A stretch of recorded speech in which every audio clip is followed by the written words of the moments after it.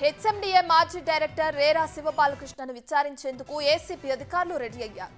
ఆదాయానికి మించిన ఆస్తుల కేసులో అరెస్టైన శివబాలకృష్ణ అక్రమార్జనపై కూపీలాకేందుకు ప్రశ్నలు సిద్ధం చేసుకుంటున్నారు. ఏసీపీ దాఖలు చేసిన పిటిషన్ మేరకు శివబాలకృష్ణను ఇవాల్టి నుంచి ఫిబ్రవరి 7 వరకు కస్టడీకి ఇస్తూ కోర్టు ఉత్తర్వులు జారీ చేసింది. ఉదయం చెంచలగూడ జైలు నుంచి నిందితుడిని కస్టడీకి తీసుకోనున్నారు.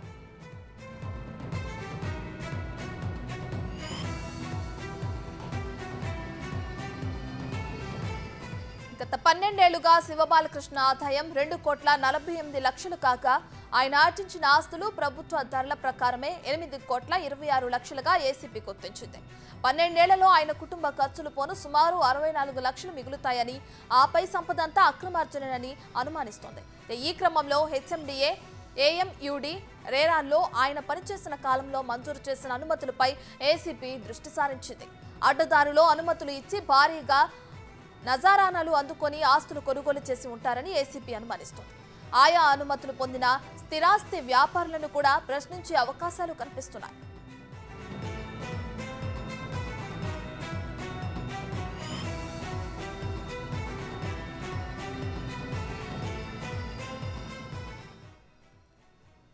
బంజారాహిల్స్ ఎమ్మెల్యే కాలనీ చిరునామాతో ఉన్న ఓ ఇన్ఫ్రా ప్రాజెక్టులో శివబాలకృష్ణకు వాటాలున్నట్లు అనుమానిస్తున్న ఏసీపీ ఆ సంస్థ ఆర్థిక లావాదేవీలపై దృష్టి సారించడం ప్రాధాన్యం సంతరించుకుంది.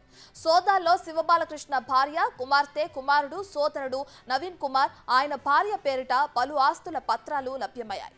శివబాలకృష్ణ బినామీ పెంట భరత్ కుమార్ పేరిట నాగర్ కర్నూలు జిల్లా వంగూరు మండలంలో సుమారు 10 ఎకరాల వ్యవసాయ భూమి ఉన్నట్లు గుర్తించారు. మొత్తంగా వీరందరి పేరుతో ఉన్న భూములు, ఫ్లాట్లు, విల్లాల విలువ ప్రభుత్వ ధరల ప్రకారం సుమారు 5 కోట్లుగా తేల్చారు. బహిరంగ మార్కెట్లో ఈ విలువ భారీగా ఉంటుందని భావిస్తున్నారు. నవీన్ కుమార్ ఆయన భార్య పేరిట పెద్ద మొత్తంలో వ్యవసాయ భూములున్నట్లు తేలటంతో వారిని పిలిపించి విచారించనున్నారు.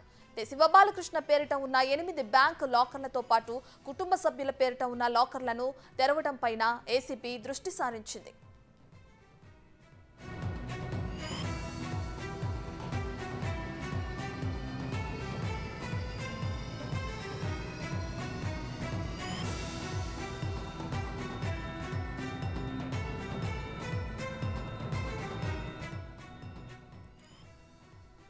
హెచ్ఎండిఏ మాజీ డైరెక్టర్ రేరా బాలకృష్ణను విచారించేందుకు ఏసీబీ అధికారులు రెడీ అయ్యారు.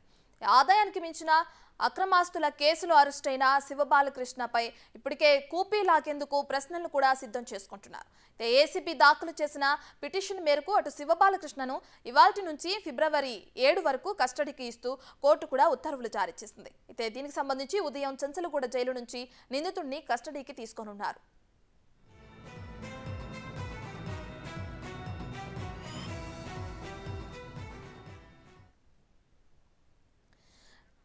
రైటిక 12 ఏళ్లుగా శివబాలకృష్ణ ఆదాయం 2,48,00,000 కాగా ఆయన ఆర్జించిన ఆస్తులు ప్రభుత్వ ధరల ప్రకారమే 8,26,00,000గా ఏసీబీ గుర్తించింది. 12 ఏళ్లలో ఆయన కుటుంబ ఖర్చులు పోను సుమారు 64 లక్షలు మిగులుతాయని, ఆపై సంపదంతా అక్రమార్జనని అనుమానిస్తోంది. ఈ క్రమంలో హెచ్ఎండిఏ ఏఎంయూడి రేరాల్లో ఆయన పనిచేసిన కాలంలో మంజూరు చేసిన అనుమతులపై ఏసీపీ దృష్టి సారించింది. అడ్డదారులో అనుమతులు ఇచ్చి భారీగా నజరానాలు అందుకొని ఆస్తులు కొనుగోలు చేసి ఉంటారని ఏసీపీ అనుమానిస్తోంది. ఆయా అనుమతులు పొందిన స్థిరాస్తి వ్యాపారులను కూడా ప్రశ్నించే అవకాశాలు కనిపిస్తున్నాయి.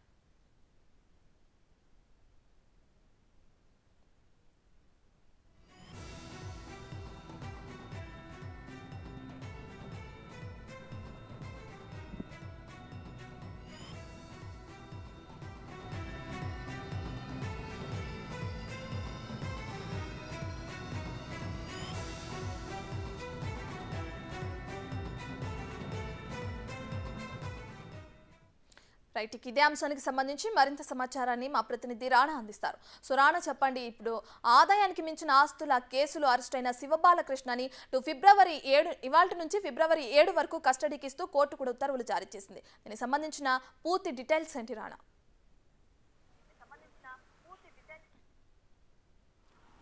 ఏసీపీకి దాడుల్లో చిక్కుకున్నటువంటి శివబాలకృష్ణ విషయంలో ఇవాళ కీలక పరిణామం అనేది చోటు చేసుకుంది. జైల్లో ఉన్నటువంటి శివబాలకృష్ణని మరి కాసేపట్లో ఇక్కడ ఉన్నటువంటి ఏసీపీ ఆఫీస్కి ఆయన్ని తీసుకురాబోతున్నారు. తీసుకొచ్చిన తర్వాత దాదాపు 8 రోజుల పాటు సుదీర్ఘంగా కూడా ఆయన్ని విచారించినారు. ఇప్పటికే అనేక కోణాల్లో కూడా దర్యాప్తు చేశారు.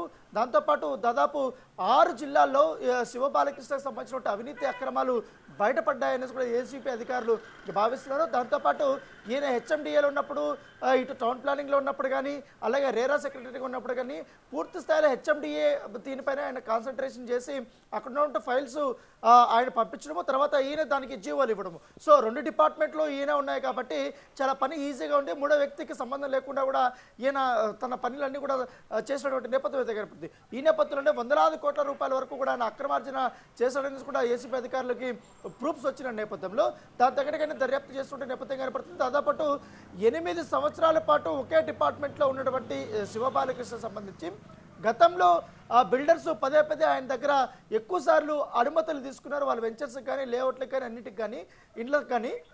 వారిపైన ఇప్పుడు పూర్తి స్థాయిలో దృష్టి పెట్టేటువంటి నేపథ్యం ఏర్పడుతుంది.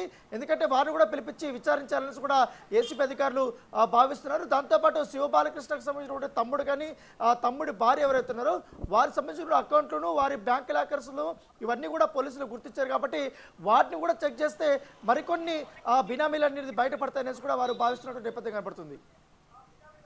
Right, thank you Rana.